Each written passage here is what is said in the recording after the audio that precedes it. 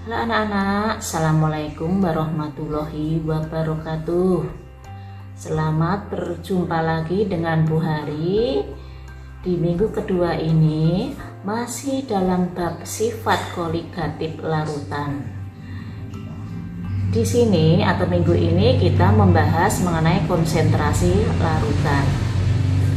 Nah, konsentrasi larutan itu merupakan cara untuk menyatakan hubungan kuantitatif antara zat terlarut dan pelarut.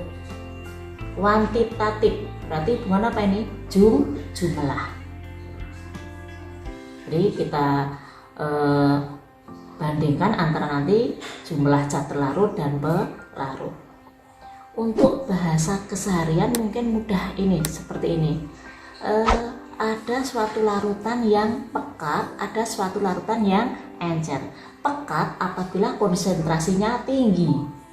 Nah, yang disebut dengan larutan encer apabila konsentrasinya rendah atau kecil, seperti itu. Untuk satuan dari konsentrasi yang pertama, minggu kemarin juga sudah saya singgung di sini. Yang pertama adalah molaritas. Diberi lambang M besar, yaitu jumlah mol zat terlarut dalam tiap liter larutan ya. Sehingga kita mendapatkan rumus M besar sama dengan jumlah mol apa? N ya. Dalam tiap liter larutan, liter berarti V, jadi M sama dengan N per V. Bisa juga kita menggunakan rumus seperti ini apabila dalam soal nanti diketahui dalam satuan gram dan volumenya mili. Maka menggunakan rumus M sama dengan GT. Apa G itu? G itu artinya gram terlarut per mR kali 1000 per V. Apabila volumenya dalam satuan mililiter, kita pilih yang ini. Apabila satuannya adalah liter, maka kita pilih rumus yang ketiga, M sama dengan gram terlarut per mR kali 1 per V. Ini apabila liter. Yang terakhir, nanti apabila dalam suatu soal diketahui persen atau row, jenis ya, maka menggunakan rumus yang ini, M sama dengan persen kali row kali 10 per mR. Jadi kita bisa memilih rumus mana yang paling tepat seperti yang ditentukan dalam soal. Untuk satuan konsentrasi yang kedua adalah molalitas atau M kecil, yaitu jumlah mol zat terlarut dalam tiap kilogram atau 1000 gram pelarut. Kalau tadi larutan, ini pelarut. Bisa didapatkan rumus M-nya kecil sama dengan NT mol terlarut per P apabila satuannya kilogram. Lalu bagaimana kalau satuannya gram? Maka M sama dengan gram terlarut per mR kali 1000 per gram pelarut. Jadi kita tinggal pilih mana yang sesuai dengan soal. Nomor 3 yaitu satuan konsentrasi yang ketiga, yaitu fraksi mol, lambangnya X, yaitu jumlah mol zat terlarut atau pelarut dalam mol larutannya. Jadi bisa cari itu terlarut ataupun pelarut.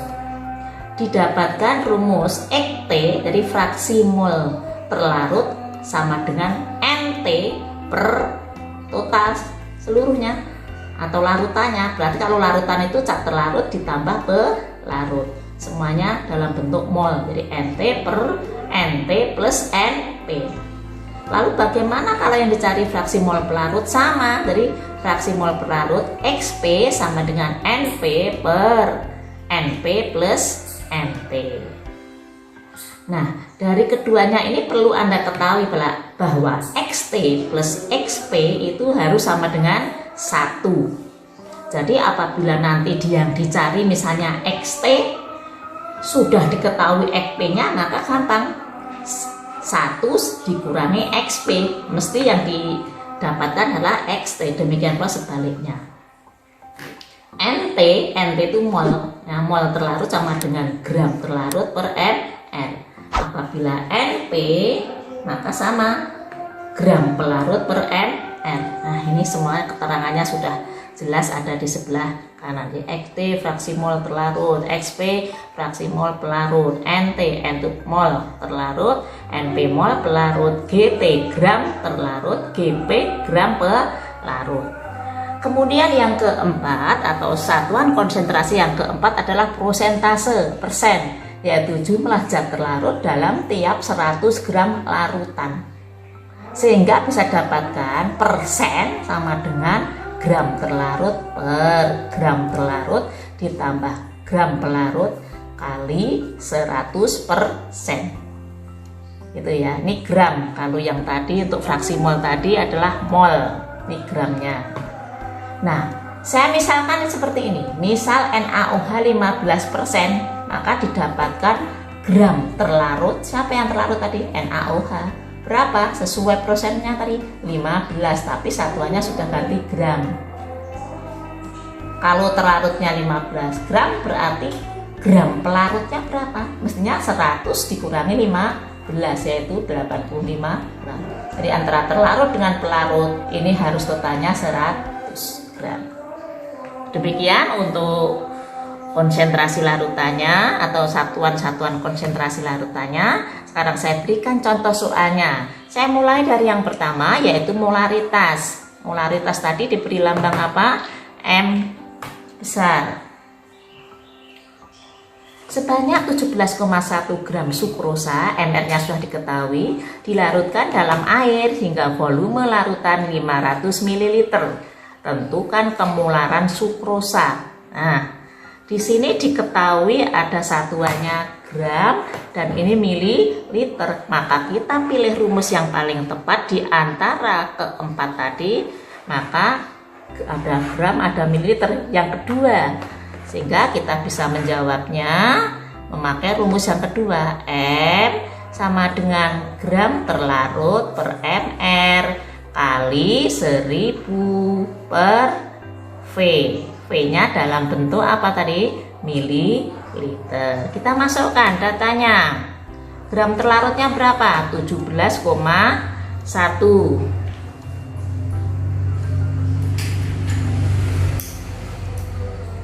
17,1 per mR. mR-nya berapa? 342. 1000 per V. V-nya 500. Kita coret berapa? 2. 17,1 342 ini 20. 20. Ini 2, ini 10, berarti ini dicoret. Ini 10. Jadi 1/10, 0,1 M. Ya, nih. Ini untuk soal yang pertama molaritas. Jadi kita pilih saja rumus mana yang paling tepat sesuai dengan soalnya. Kemudian saya berikan contoh soal yang kedua, yaitu hubungannya dengan molalitas. Molalitas.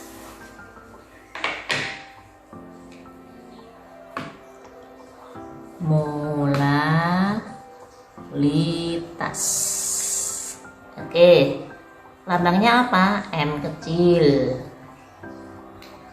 Nah, M kecil saya berikan soalnya ya. Hitunglah, misalnya soalnya begini. Hitunglah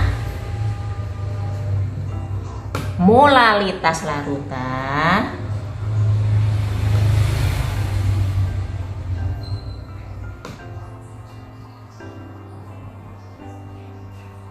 yang dibuat dengan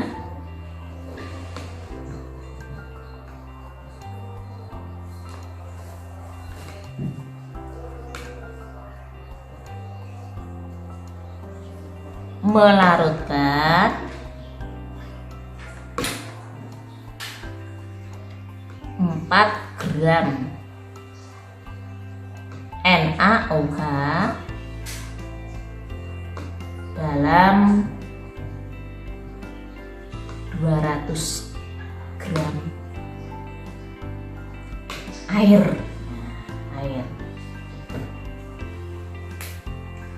kita tuliskan saja MR-nya ya.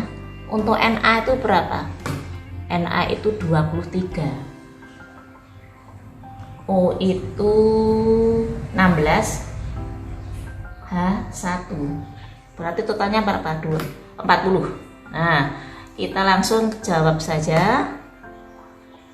Menggunakan rumus yang mana? Yang molalitas yang ini. Di sini ada gram ya. Ada gram, di sini satunya dengan gram. Berarti kita pilih juga rumus yang kedua. Ditulis M sama dengan gram terlarut per mR kali 1000 per gram pelarut. Kita masukkan datanya. Gram terlarutnya berapa?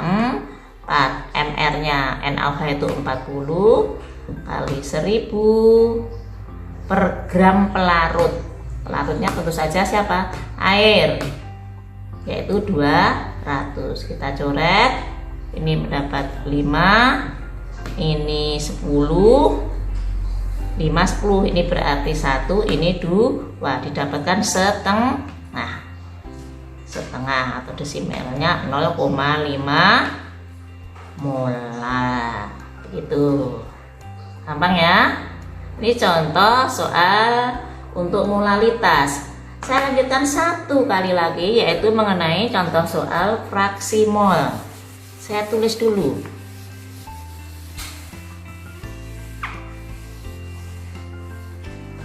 Untuk fraksi mol.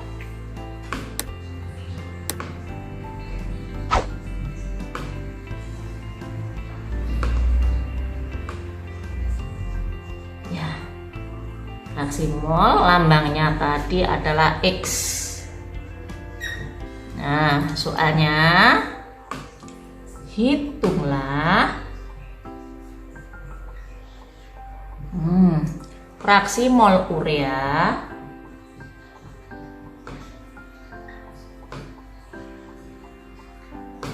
rumusnya apa? CO NH2 2 kali.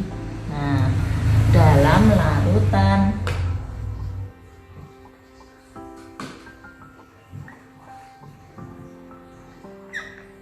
urea 20%. Nah, jadi ini sudah mencakup antara contoh soal prosen dan fraksi mol sekaligus. Ini diketahui ARH 1, N 14, C 12 ya, 12, O 16. Sudah apa semuanya ini? Baik, kita jawab satu persatu ya. Dimulai dari yang urea dulu. Kita tadi terlarutnya kan urea ya, berarti urea 20%. Berarti massa urea berapa? Massa urea sesuai persen tadi 20, tapi satuannya sudah ganti gram, sehingga bisa didapatkan molnya. Mol dari siapa? Mol dari urea. N nya sama dengan gram, mol sama dengan gram per mR.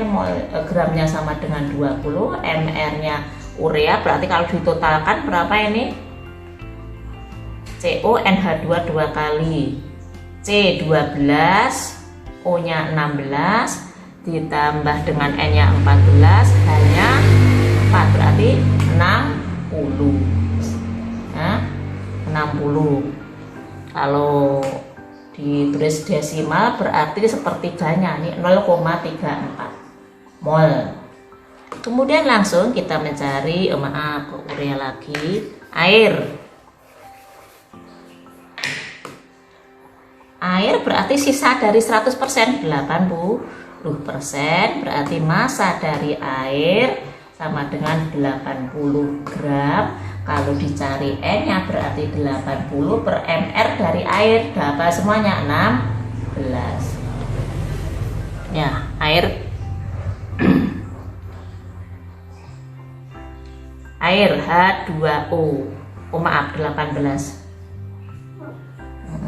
18. Jadi 80 per 18 bisa dicari, yaitu bisa didapatkan 4,4 mol. Baik, tinggal kita memasukkan rumus dalam fraksi mol. X urea berarti N dari urea per N urea ditambah dengan N air, pelarutnya air, berarti 0,34 per 0,34 plus 4,44 didapatkan 0,34 per 4,78 totalnya, berarti 0,069. Nah, jelas sekali ini untuk fraksi mol. Jadi dicari dulu mol masing-masing, baik terlarut maupun pelarut. Baik anak-anak, sudah Ibu berikan contoh-contohnya. Kalau ada pertanyaan boleh mengajukan pertanyaan pada Ibu. Saya akhiri pertemuan di siang hari ini. Assalamualaikum warahmatullahi wabarakatuh.